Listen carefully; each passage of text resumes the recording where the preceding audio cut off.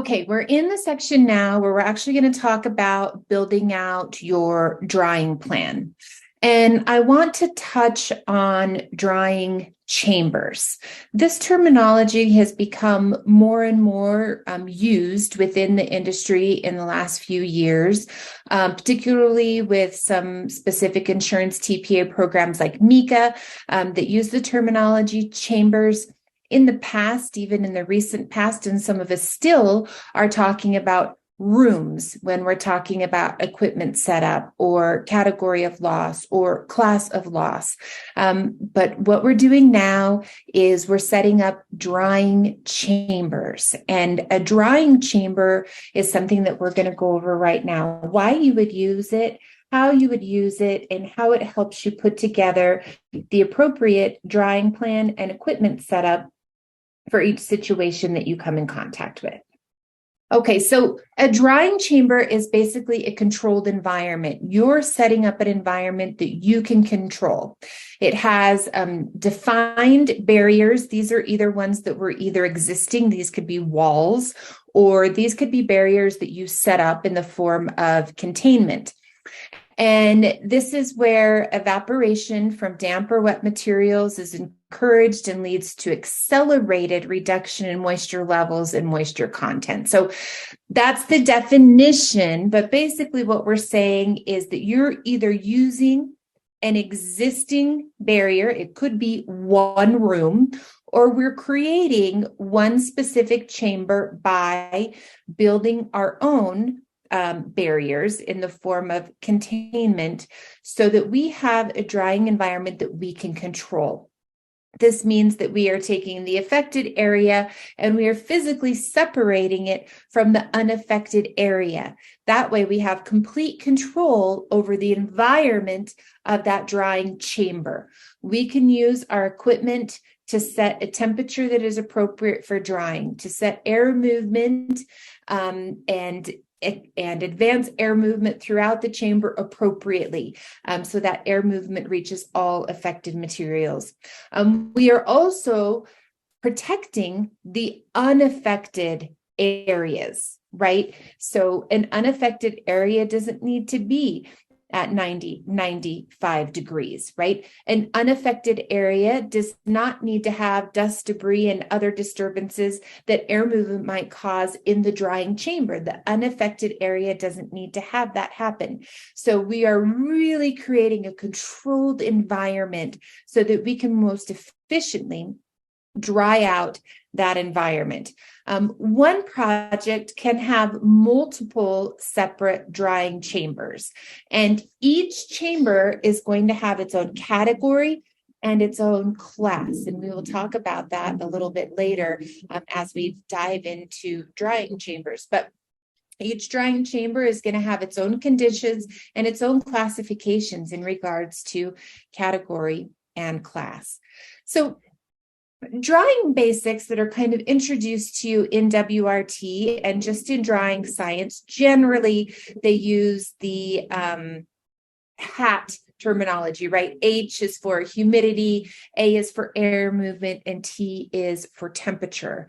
What I think is really important when we're thinking about building out these drying chambers is contact, right? So as we create the appropriate temperature of the air in that chamber, as we dehumidify, so we're creating dry air in that chamber, and as we're setting up our air movers to get good air movement and airflow to all affected materials, the fourth thing I really want us to think about when we're building out drying chambers is contact.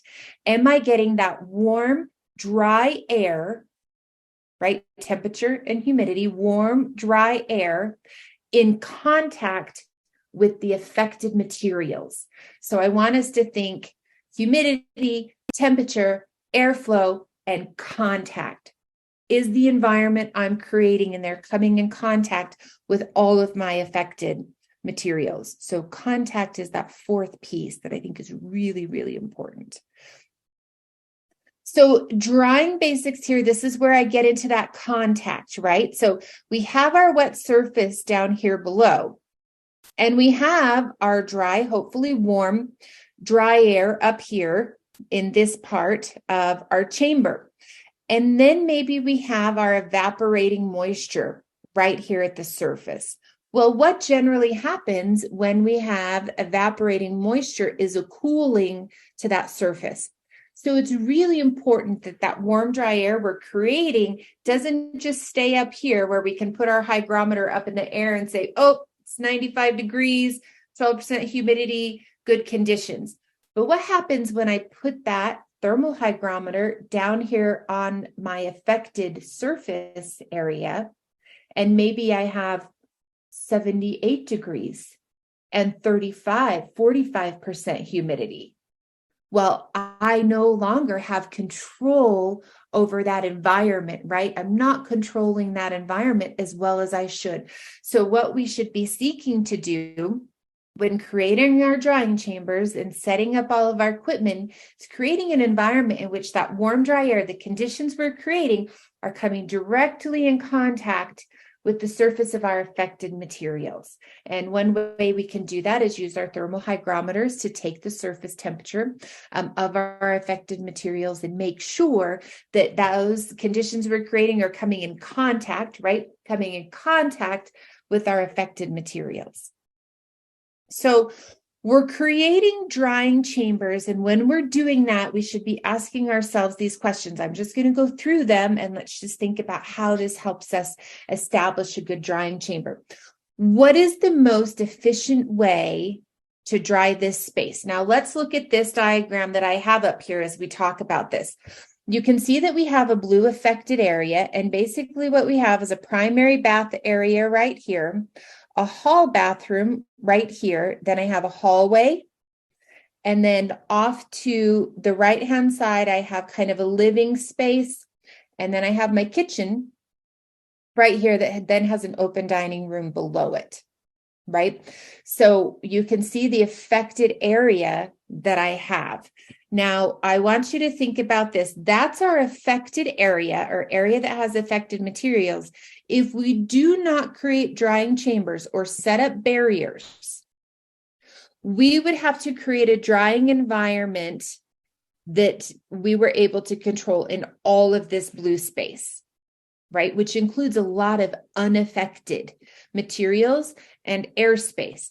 So we put together a drying chamber so that we can really effectively dry out the affected materials and not pull air through unaffected spaces. Okay. So first thing, what's the most efficient way to dry the space? Second, do I have any natural barriers? And looking at this diagram, we see that we have walls in place. So those are going to be our natural barriers. Do I have special considerations? Now, what is a special consideration, you say? Well, let's go back to when we talked about class of water, class 1, 2, 3, and 4.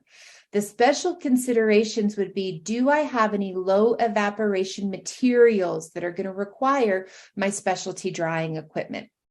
So when I look at the specific floor plan and the affected areas, I would definitely say that in my kitchen, I'm going to have some special considerations, right? I'm going to have either a hardwood flooring or a tile in there. And then I have, 3 sides full of cabinets that are affected. So I'm going to have to use some specialty drying equipment in there. And I'm probably going to have to use a different drying environment than I would for, say, a carpeted hallway, right? I'm probably going to have higher temperatures, bigger vapor pressure differentials, higher heat, those types of things. So I do have some special considerations specifically in my kitchen and potentially in my bathroom areas as well, depending on the flooring that's in there and maybe what type of vanities or custom cabinetry I might have in there that are also affected. So I do have some special considerations here. Number 4, am I pulling air through unaffected areas? So let's just take a look at this. This first main bath that we have right here, this primary bath. If I were to keep this as one drying environment, right, I would have to pull air from this primary bath all the way through this open space right here that is unaffected, through this opening right? And then into this second bath right here. That's a large amount of unaffected space that I'm pulling air through. And additionally, if we don't set up any barriers in this family room area or this open dining room, we would have this entire open great room area that is unaffected that we would have to be pulling air through. So that's highly inefficient for controlling our environment. And remember, we're really trying not to pull or affect unaffected areas. So if we didn't set up any barriers, establish any drying chambers, we could potentially be doing some secondary damage, right? If there's contamination in this water, we could be doing that. And we could also be highly inefficient with our drying equipment. Okay. And then the last question is, how many drying chambers should I create? So we already talked about, if we chose not to create any chambers or put up any additional obstacles, we would be drying this whole area as one chamber or one drying environment. It'd be very, very difficult to control, right? So we definitely need to make sure that we decide where we need to set some barriers.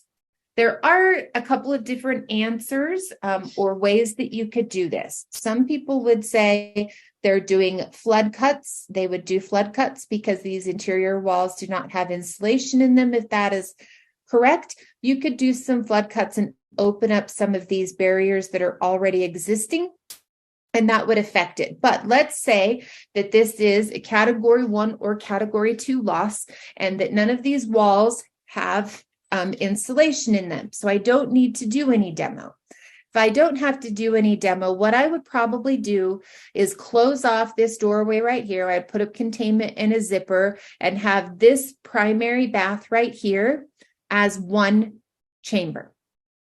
Okay. Then what I would do is I would chamber off here. I would come down at this end of the hall and chamber off here.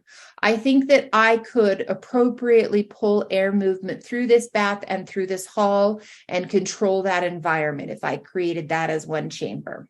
And then I would put up a barrier, containment barrier, right here across the kitchen to separate it from that open dining room space. And I would have my third chamber here. Okay, so then what I would need to do is I would need to create classification for each of these chambers, category and class for each of these chambers.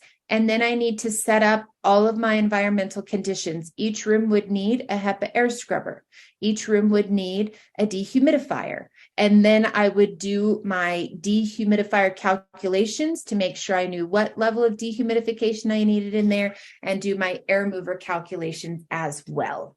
And then in the rooms that I had special considerations, I would also put in any additional heat sources or specialty drying equipment that would be needed based on the affected materials.